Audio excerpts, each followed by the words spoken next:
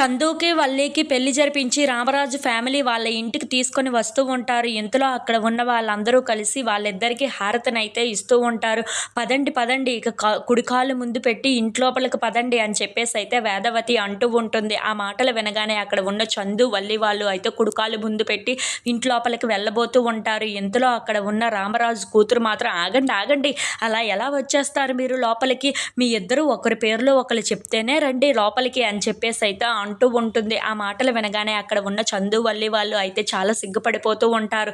ఇంతలో అక్కడ ఉన్న చందు తన భార్య పేరు చెప్పుకొని లోపలికి వస్తూ ఉంటాడు. అది చూడగానే అక్కడ ఉన్న వల్లి అయితే చాలా సిగ్గుపడిపోతూ ఉంటుంది. ఇంతలో అక్కడ ఉన్న వల్లి కూడా చందు పేరు చెప్పి చాలా సిగ్గుపడుతూ ఉంటుంది. అది చూడగానే ఇంట్లో ఉన్న వాళ్ళందరూ అయితే చాలా సంతోషిస్తూ ఉంటారు. ఇంతలో అక్కడ ఉన్న నర్మదా, ప్రేమ వాళ్ళు మాత్రం చాలా బాధపడుతూ ఉంటారు. మా పెళ్ళిళ్ళు ఇలా కాలేదు కదా, ఎన్నో గొడవలతో ఎన్నో దెనితో జరిగాయి అని చెప్పేసి అయితే ఆ సిచ్యువేషన్స్ని తలుచుకొని చాలా బాధపడుతూ ఉంటారు. ఇంతలో అక్కడ ఉన్న వేదవతి మాత్రం పదండి కుడికాలు ముందు పెట్టి అని చెప్పేసి అయితే వల్లికి, చందుకి చెప్తూ ఉంటుంది. ఆ మాటలు వినగానే అక్కడ ఉన్న వాళ్ళిద్దరూ కుడికాలు పెట్టి లోపలికి వస్తూ ఉంటారు.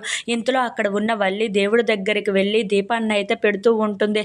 అది చూడగానే అక్కడ ఉన్న రామరాజు కూతురు రామరాజు దగ్గరికి వచ్చి, నాన్న నాన్న నీకో విషయం అర్థమయ్యిందా, నీకు 3 కోడళ్ళు ఉన్నారు కానీ ఒక్క కోడలు మాత్రమే సాంప్రదాయబద్ధంగా ఇంట్లోకి కుడికాలు పెట్టి మరీ వచ్చింది అని చెప్పేసి అయితే అంటూ ఉంటుంది. ఆ మాటలు వినగానే ఇంట్లో ఉన్న వాళ్ళందరూ అయితే ఒక్కసారిగా షాక్ అయిపోతూ ఉంటారు.